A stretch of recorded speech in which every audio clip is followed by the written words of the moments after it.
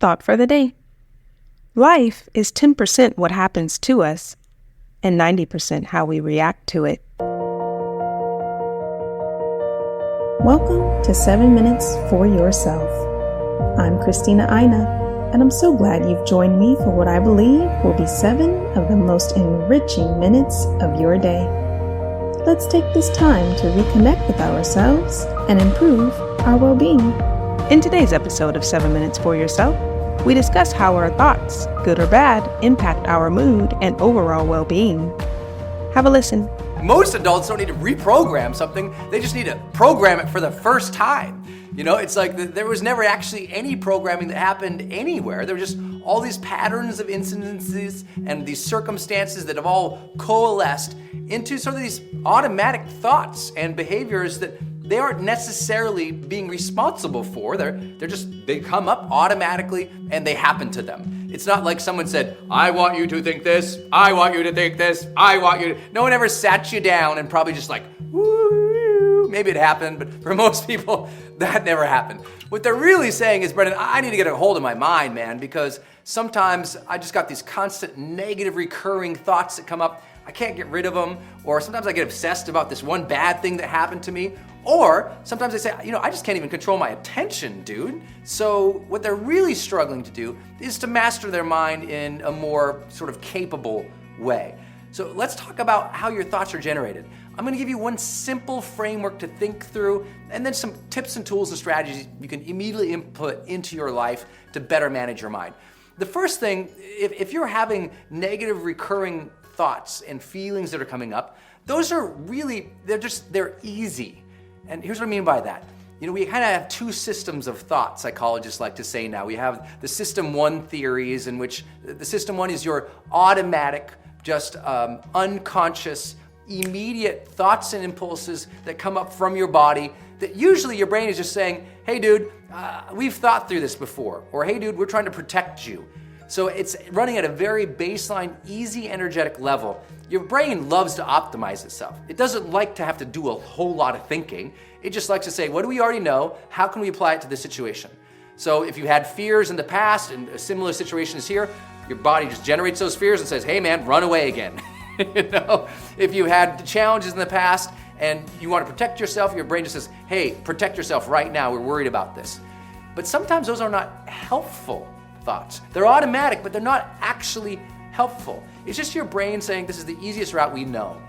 And part of becoming a more mature, conscious, enlightened person is to better take control of our system two, which is our sort of conscious dashboard on our mind, our ability to more directly work, control, generate, and create our own thoughts and behaviors in the moment, not relying too much on just the things that come up for us. Now, of course, we're always going to. Most of our lives is very system one driven, very unconscious, automatic. We're just going through the motions.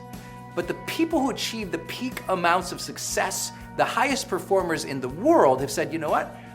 I need to discipline my mind to support me even when it comes up with an automatic, immediate thoughts.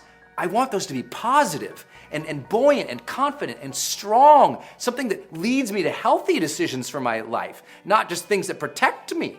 And so I think that we have to learn how to do that. One of the simple ways to do that is this framework to understand how thoughts develop into strong and automatic thoughts in our lives.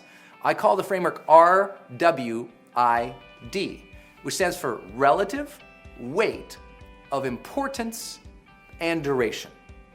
People often who have negative recurring thoughts and feelings in their life, the reason those keep coming up all the time is because they at some point in their life or continually are giving those thoughts, the negative ones, more attention than necessarily any other thoughts. In other words, the relative weight that they give those thoughts is quite high.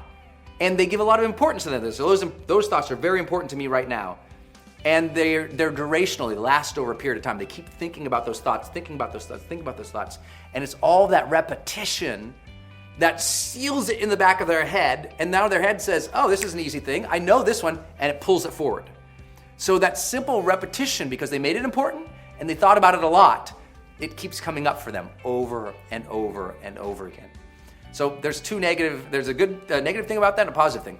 The negative is if you keep obsessing about negative things, your mind will be automatically conditioned to bring it up more and more and more often without your control, just automatically. The positive aspect is we can use that same skill set and that same rule to apply positive thoughts into our own life. We can give positive thinking, positive questions, positive approaches to life a lot of importance in our life and a lot of focus on them and give a lot of duration to them over a period of time, and they get sealed in the brain as well. And now the brain says, well, that's easy, automatically thinks about it. So for me personally, I've done this so much in my life that I automatically think about the best possible outcomes in almost everything I do. I used to think about the negative outcomes. I thought, that's not supporting me.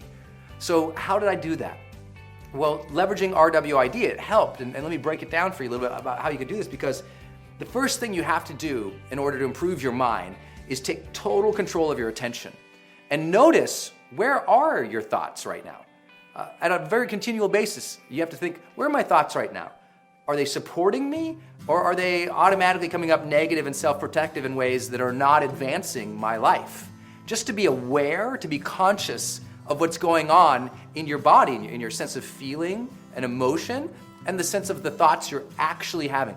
Just start paying attention. For a lot of people, because they've never done this before and it's hard to remind them to do it, it's like simple. Here's what I want you to do. Just start paying attention to your thoughts anytime you're in line. Anytime you're in line from now on. If you're in line at Starbucks, just say, I'm in line at Starbucks. Brendan said, think about my thoughts. What are my thoughts saying right now? Just checking in. You're in line in traffic, waiting for the next car. Just sit and think, what are my thoughts right now? And just notice what you've been thinking about. The more we notice what we've been thinking about, the more we can interrupt what we've been thinking about. That concludes today's episode of 7 Minutes for Yourself. Please take a moment to rate and review the show on Apple Podcasts. Today and every day with your kiddo is a gift. Enjoy it. Thanks for tuning in.